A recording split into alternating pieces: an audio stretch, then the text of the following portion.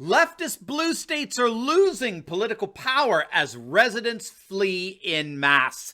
In this video, we're going to take a look at the political fallout from the 2020 census, how red states are rising in political power as blue states are faltering, and how a demographic implosion among liberals promises the eventual implosion of leftist liberalism itself. You're not going to want to miss this. Greetings, everyone.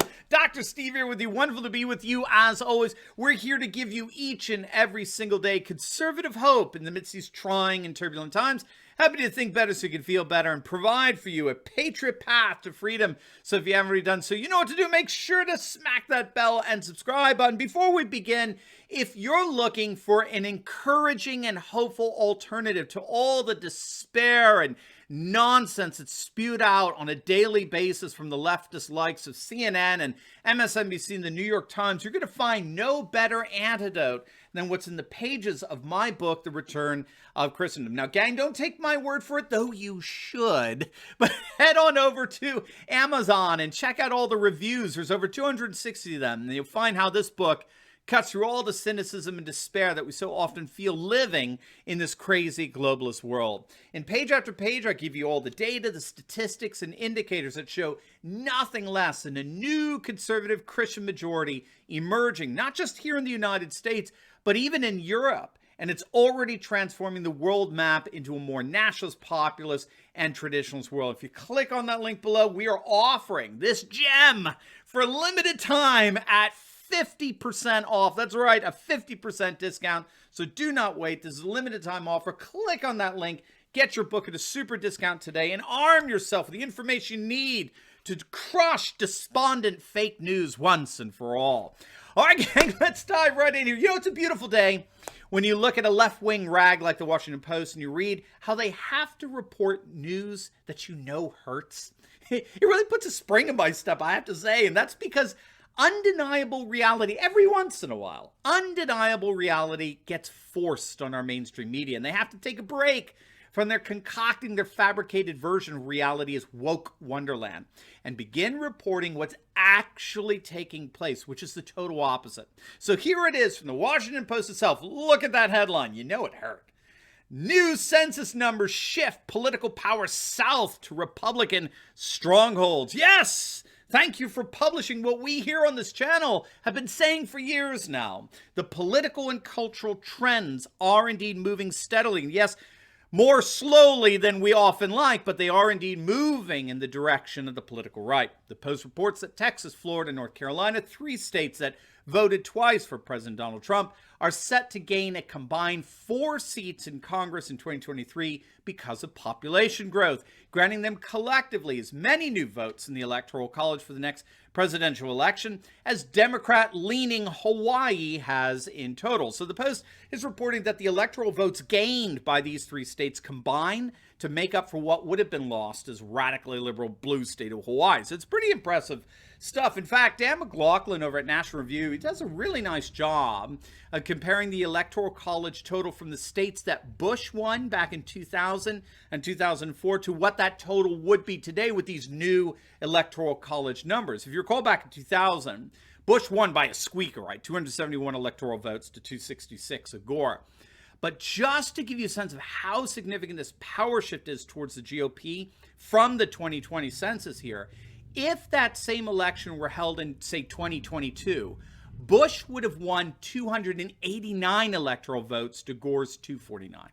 In other words, Bush would have gained 18 electoral votes and Gore would have lost 17. That's the amazing power here in terms of the power shift in electoral strength. Now, you know why the Democrats want to get rid of the Electoral College, don't you? Right?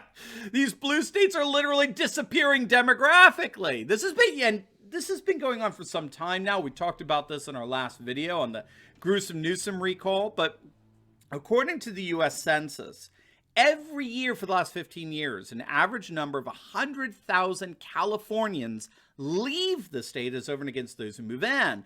And that loss of residence is now taking its electoral toll on the Golden State. California, for the very first time ever, has actually lost a House seat due to its rampant depopulation. The same thing's going for New York, for Illinois. The deep blue states are hemorrhaging residents. I know, for example, I grew up in Connecticut.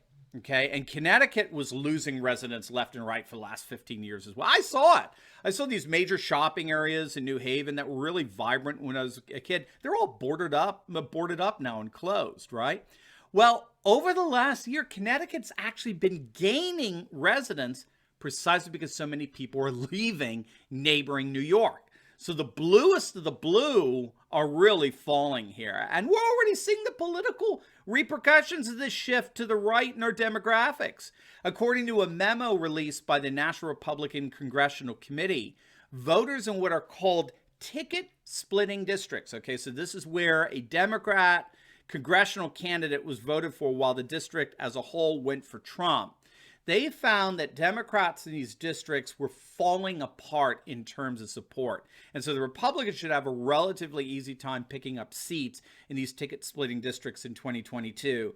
And you'll be happy to know that another survey of voter sentiments in 85 battleground congressional districts found that a majority of the voters were ready to turn on the Democrats in 2022 and vote Republicans. This is very, very, very good news. I like what Newt Gingrich had to say about it all.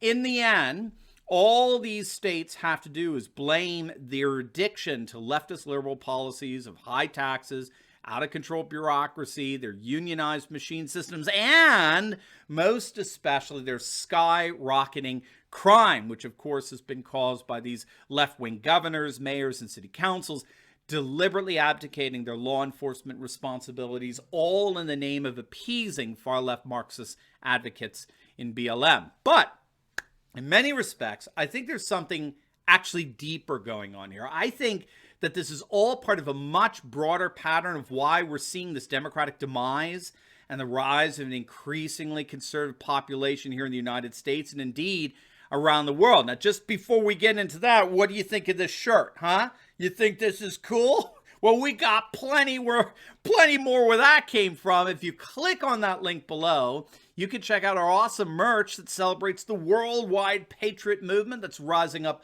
all over the globe. Summer's just around the corner, and what can be better than sporting this awesome apparel that identifies us as unified patriots? We got all kinds of, as you can see, pro-Trump gear. We got Patriot iPhone cases. We got George Orwell 1984 quotes. We got anti-big tech tyrant shirts, you name it. And we can together wear our shirts with pride, reminding people everywhere that our freedom is not for sale. So make sure to click on that link below and find some super awesome swag for yourself, for your friends, for your loved ones. And let's wear together a sign for all the world to see that the worldwide patriot movement is stronger than ever. All right, so there's something deeper going on here than just the failed policies of the left. The demographic decline for blue states has been going on for quite some time, and a number of demographers have been warning about this for some time now. Now, I'm thinking particularly of the demographer Philip Longman. Look at this article. This goes back to 2004. Fertility rates could tip politics and the culture war. And what Longman noticed was that blue states were not just losing residents because of high taxes and stifling regulations and the like. That certainly was the case. But blue states were in fact losing residents also because of their predominantly secular liberal population that wasn't reproducing at the replacement level of 2.1 children per couple. He noticed back in 2000 that George W. Bush had won in states that had a birth rate of 2.1 children per couple, which is right at the replacement level. However, in the states that Al Gore won, the average birth rate was 1.89 children per couple, which is significantly below the 2.1 replacement level. And he noticed that if all the states that voted for Gore had seceded from the Union and formed their own country, their total birth rates would be comparable to the then relatively low birth rates of the nation of France. He saw the same pattern repeat itself in 2004. Quote, among states that voted for President George W. Bush in 2004, fertility rates are 12% higher than in states that voted for Senator John Kerry. Now, you can learn about these patterns in my book, The Return of Christendom, right? By clicking on the link below. But suffice it to say here, blue states have been literally demographically dying now for nearly 2 decades. And we're beginning to see the political fallout from that, which was made so evident in the 2020 census. Here's some other examples of the political fallout from this demographic implosion. Look at this. This is from Gallup. This is an extensive survey that came out in November of 2019. The number of states where liberals far outnumber conservatives has dwindled to a mere 6 states. You heard that right. The number of states where liberals outnumber conservatives has dropped more than 30% to just 6 states in the entire union. So we're talking, of course, Massachusetts, Hawaii, Vermont, Washington, New York, New Hampshire. Okay. Interestingly enough, New Hampshire. That's interesting because in many ways after 2020, I think we could take New Hampshire out of that category. They've gone solidly red. They have a Republican triumvirate in both their state, House, and Senate, as well as their governorship, are all Republicans. Ironically, California is evenly split as liberal versus conservative. So obviously, we have to take these findings with a grain of salt, and that they don't necessarily translate into voting for the respective party generally representative of this ideological split. Liberals going with Democrats, right? Conservatives going with Republicans. Obviously, that's not the case in a evenly split California. By the way, we've just uploaded a video on the prospects for the GOP to take over California in the upcoming gubernatorial recall. But again, besides California, self-identified conservatives lead in every single state. According to Gallup, in 25 states, the conservative advantage is significantly greater than the national average, including what he called 19 highly conservative states in which conservatives outnumber liberals by over an astonishing 20 percentage points. So it's no wonder that we have currently 30 solid red states right now, which are functioning more and more sanctuary states against bumbling Biden's absurd leftist agenda. And to make this even sweeter, the 6 states in which probably 5, in which more residents identified themselves as liberal than conservative in this 2019 survey, that's actually down from the 2017 total, which was 9 liberal states. So liberal states have dropped by 30%. So if these demographers are right, and if liberal states continue to mismanage their governments and societies, then we can indeed expect the eventual implosion of the left in the not-so-distant future. As far as I'm concerned, that day cannot come soon enough. Now, before we go, make sure to like this video, comment down below, subscribe to my channel, definitely click on the link below and check out some of our awesome merch. And you'll definitely want to check out my latest video I just uploaded on how the California governor recall effort has been officially triggered as Caitlyn Jenner embraces populism. You're not going to want to miss that, so make sure to click on the link, and I will see you over there. God bless.